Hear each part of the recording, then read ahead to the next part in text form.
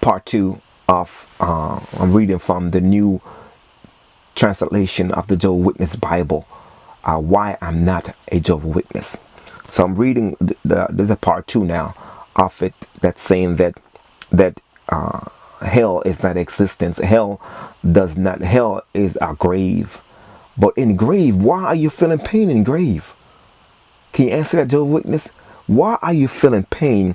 And I will continue reading. But Abraham said, child, remember that you had your fill of good things in your lifetime. I'm reading from uh, uh, uh, Luke 16:19, verse 22. But Abraham said, now this is conversation in the grave from their Bible. But I will read my Bible and say that how in hell he was in torment. Let me continue. And it say that, verse 23, and in the grave he lifted up his high eyes, being in torment, and he saw Abraham from afar and Lazarus by his side. So he called and said, Father Abraham, have mercy on me, and send Lazarus to dip the tip of his finger in water and cool my tongue, for I am in anguish and in the blazing fire. Now, my question is, in the grave now, you have fire in the grave? Cause in the beginning, listen, let's say, and also the rich man died and was buried, and in the grave. Now, Jehovah's Witness have moved the word hell and put the grave. What a mockery. What a coincidence. Now listen. Now let's say that you hear him saying that there was a rich man who used to dress in purple and linen, enjoy himself a day after day with magnificent. But the beggar Lazarus used to put at the gate covered with ulcer, and desired to be filled with the thing dropped from the table of the rich man. Yes, even the dogs would come and lick his ulcer. Now the course of time the beggar died and was carried off by the angel to Abraham's side. Also the rich man died and was buried, and in the grave he lifted up his eyes, being in torment, and he saw Abraham afar off and Lazarus by his side. So he called and said, Father Abraham, have mercy on me, and said, Lazarus, dip the tip of a finger in water and cool my tongue, for I am in anguish in the blazing fire. So in hell, so in the grave, there are fire in the grave. Get my next book, the third book, a place called hell, then the lake of fire. My friend, I just read from the New World Translation from the Holy Scripture, Jehovah Witness. Now, in the King James Bible, Luke 16 verse 19, my friend, there's a place called hell. Don't be deceived. God is not mocked. Jehovah's Witness have mocked the deity of Jesus Christ. But listen what the King James Version Bible say. Very interesting. They say that in the grave he lifted up his eyes.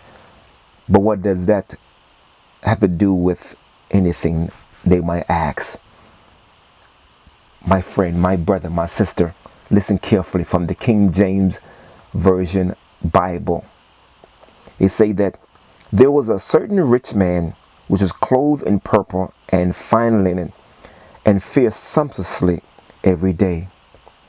And there was a rich man named Lazarus, which was laid at the gate full of sores, they call it ulcer, and desired to be fed with the crumbs which fell from the rich man's table. Moreover, the dogs came and licked his sore.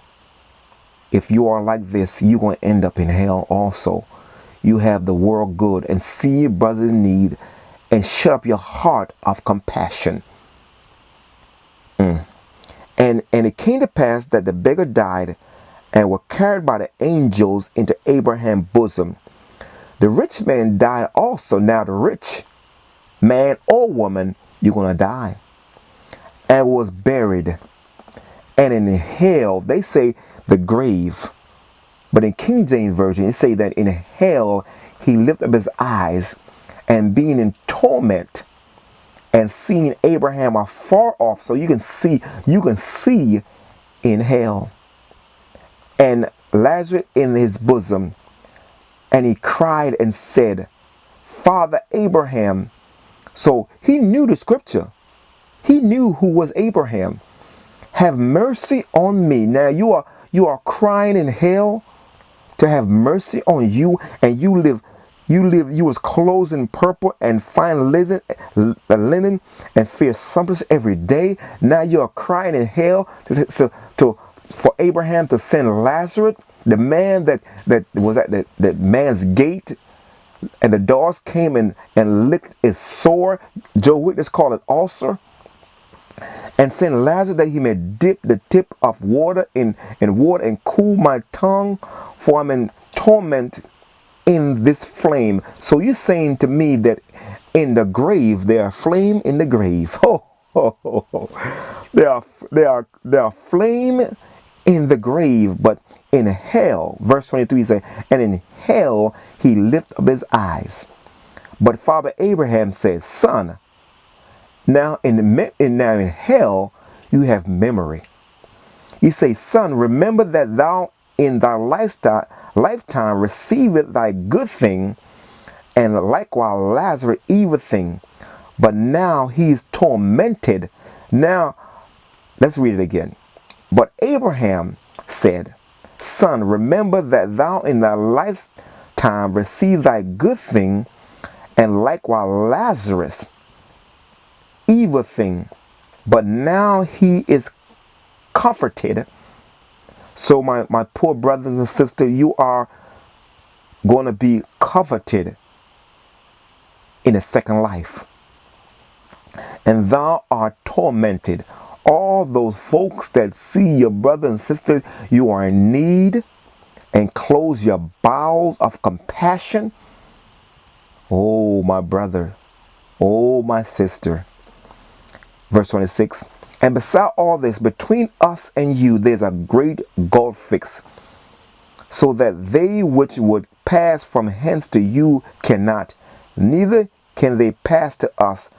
They would come from hence. So you can't pay yourself for anybody to come and rescue you from the torment you are being tortured continually, because the day and night is taken away from there. Day is taken away from there. There's continually pain in hell. Very compassionate. While you on earth, you was uncompassionate. While in hell, you want Father Abraham to send Lazarus, the one that dogs came to lick the sore, to have compassion on you. Let's be real. Then he said, I pray. Now he's praying. You are praying in hell? Then he said, I pray thee, therefore, Father, that thou wouldest send him to my father's house. Now he's praying. He's asking Father Abraham that he have memory now, that he have 5 brothers that are luxurious. He have 5 brothers that are rich. They are living it large. They have their jet. They have their Hummer. They have their Mercedes-Benz, their Lexus, their Ferrari, their jet. They can go to many places without going to the airport. They have all those expensive goods.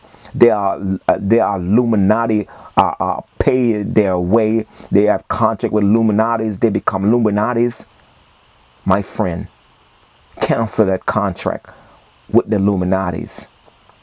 Because what does it profit a man to gain the whole world and lose his soul, or give an exchange for his soul?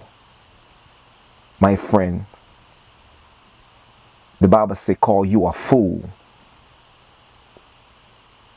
because you are building greater barn. You have a 14 mansion, and you and your wife is the only person living it, and people are homeless. Then he said, I pray thee, therefore, Father, that thou wouldest send him to my father's house. What's in your father's house? For I have 5 brethren. How many brethren you have? I have 5 brethren. Nah, you have 5 brethren there? That they may testify unto them, lest they also come into this place of torment. So you want somebody to come back from the dead to visit your living brother that living sumptuously every day. They would believe them, because don't even go to church. Their church is their money. Their church is their vehicles to get from point A to point B. They're eating filet mignon, they're eating the best of deity. And a brother that's digging in the trash can, you pass them by and got a nerve to blow your horn at them. But the rich man having a lot of requests. First, he wants somebody to go down, come back from the dead, and visit them and warn them of the place of torment. I'm still on the subject of you, Jehovah Witness. Why I'm not a Jehovah Witness? Because the Jehovah Witness don't believe in hell. Don't believe in fire torment. Don't believe in the flame. Let me finish. But Abraham answered him. Father Abraham answered him and said unto him, they have Moses and the prophet. Let them hear them. They have the Torah. They have Moses' 5 books. They have the major prophet and the minor prophet. The Bible says your money cannot save you in a day of disaster. Your silver and gold cannot deliver you. You can't buy. I know Solomon said money